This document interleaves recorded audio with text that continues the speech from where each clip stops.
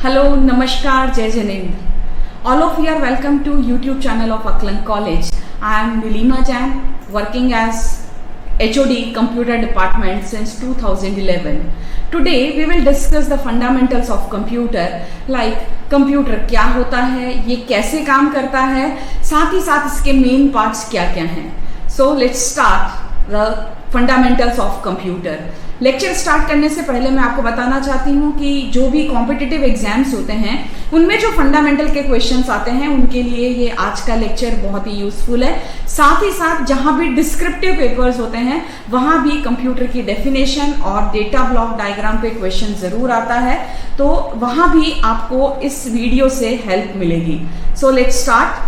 Computer क्या होता है? Computer is an electronic machine which converts data into information and store that data and information for future use.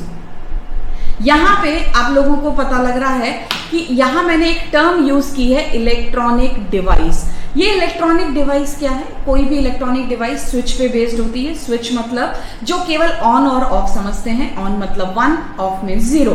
तो computer केवल on और of की language समझता है, मीन्स केवल 1 और 0 की लैंग्वेज समझता है. इसका मतलब हम कहते हैं कंप्यूटर बाइनरी लैंग्वेज को ही समझ पाता है.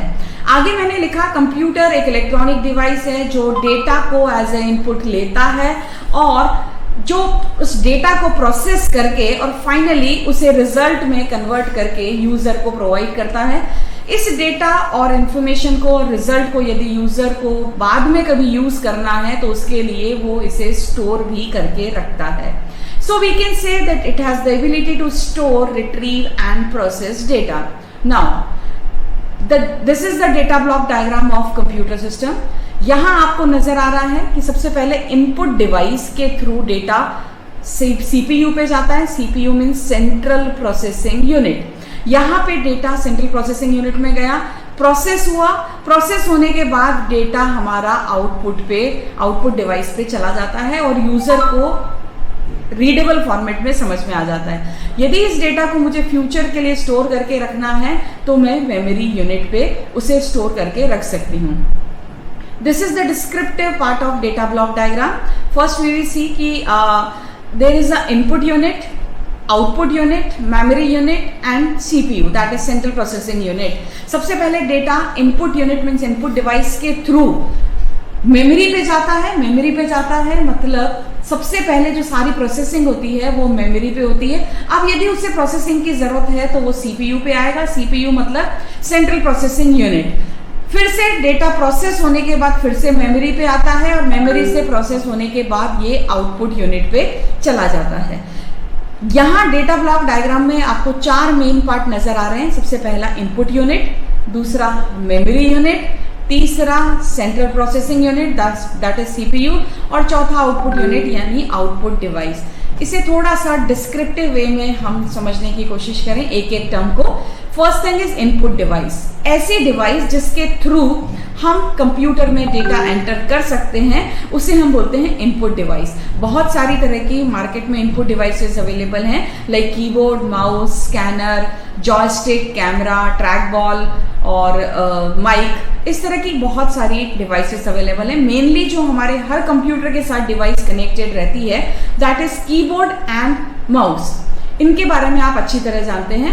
नॉर्मली एग्जाम में जो क्वेश्चन आता है वो इस तरह से आता है कि निम्न में से कौन सी इनपुट डिवाइस है और कौन सी इनपुट डिवाइस नहीं है. तो हो सकता है कि जो 4 ऑप्शंस अवेलेबल हो उसमें आपको कुछ ऑप्शंस ऐसे हों जिनका नाम भी कभी आपने ना सुना हो या आपने उनके बारे में ना पढ़ा हो. फिर भी हमें समझना चाहिए जो इनपुट डिवाइस की बेसिक डेफिनेशन है कि वो डिवाइस जिसके थ्रू कंप्यूटर में डेटा जाता है उसे हम इनपुट डिवाइस बोलते हैं. इससे आपको पता लग जाएगा कि ये इनपुट डिवाइस की कैटेगरी में आएगा या आउटपुट डिवाइस की कैटेगरी में आएगा. Next is output device. Output device वो डिवाइस है जिससे पे कंप्यूटर डेटा को प्रोसेस करने के बाद अपना रिजल्ट भेजता है, या हम कहें कि उस पे रिजल्ट यूजर को रीडेबल फॉर्मेट में नजर आता है, उसे हम बोलते हैं आउटपुट डिवाइस.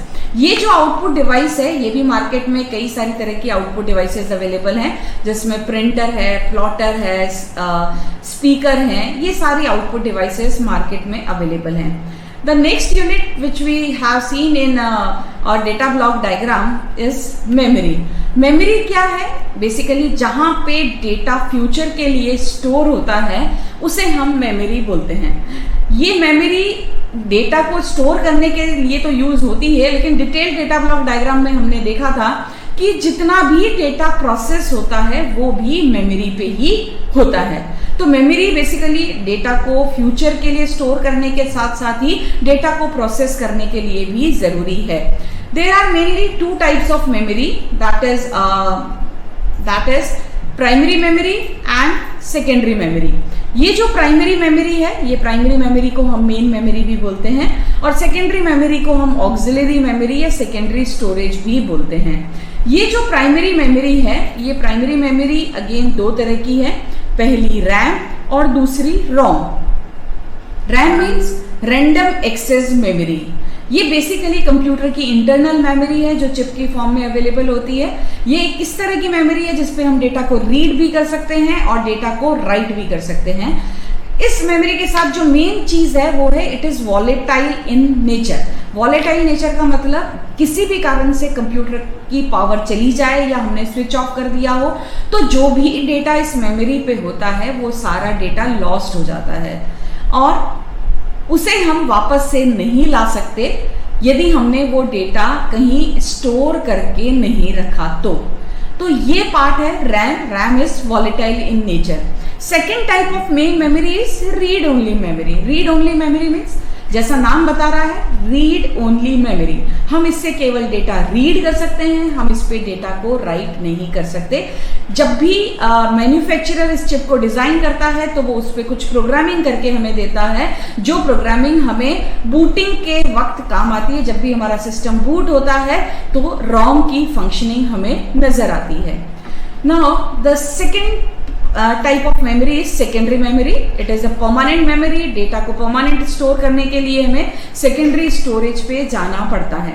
ये जो सेकेंडरी स्टोरेज है ये बेसिकली इसको हम ऑक्सिलरी मेमोरी भी बोलते हैं। ये नॉन वॉलेटाइल है। नॉन वॉलेटाइल है मतलब इसमें डेटा परमानेंट स्टोर रहता है। इसकी साइज बहुत बड़ी है, ये इसे हम बार बार यूज कर सकते हैं। ये साइज बड़ी मतलब इसकी कैपेसिटी ज्यादा है, इसकी कॉस्ट भी एज कंपेयर टू रैम काफी कम है। बहुत सारी सेकेंडरी स्टोरेज डिवाइसेस मार्केट में अवेलेबल हैं जिसमें से मेन है फ्लॉपी डिस्क है, हमारी मैग्नेटिक डिस्क, हार्ड डिस्क और magnetic tape, CDs, DVDs, pen drive, ये सारी सभी सेकेंडरी स्टोरेज डिवाइसेस की कैटेगरी में आती हैं। जो एक और यूनिट आपको नजर आई थी किसमें, डेटा ब्लॉक डायग्राम में, that is central processing unit. ये सीपीयू जो है it is a main portion of the computer जहां पे एक्चुअली इंस्ट्रक्शंस एग्जीक्यूट करता है। इसके जो दो पार्ट हैं that is ALU and CU. इसके पहले मैं आपको बता दूं it is the brain of the computer. ये हमारे सिस्टम का ब्रेन है।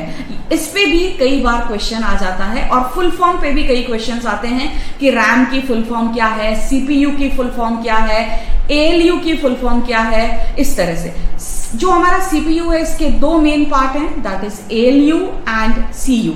ALU is arithmetic and logical unit. ये जो एएलयू है यहीं पे हमारा सारा डेटा एग्जीक्यूट होता है। सारे अर्थमेटिक और लॉजिकल ऑपरेशन जो हैं वो सारे हमारे एएलयू में एग्जीक्यूट होते हैं। Next part is CU. CU is control unit. It controls overall operations of the CPU. CPU के से रिलेटेड जितने भी ऑपरेशंस होते हैं उन सभी ऑपरेशंस को सीयू यानी कंट्रोल यूनिट कंट्रोल करता है।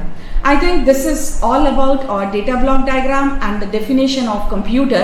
कुछ जो मेन क्वेश्चंस यहाँ बनते हैं डेटा ब्लॉक डायग्राम पे, क्वेश्चन जो डिस्क्रिप्टिव पेपर है उसमें जरूर आता है, बहुत इंपॉर्टेंट है। लेकिन जो डिस्क्रिप्टिव जो ऑब्जेक्टिव टाइप क्वेश्चंस हैं उसमें कई बार फुल फॉर्म आती है, इनपुट आउटपुट डिवाइसेस से रिलेटेड क्वेश्चंस आते हैं या सीपीयू से रिलेटेड क्वेश्चंस आते हैं, ब्रेन ऑफ द सिस्टम से रिलेटेड क्वेश्चंस आते हैं।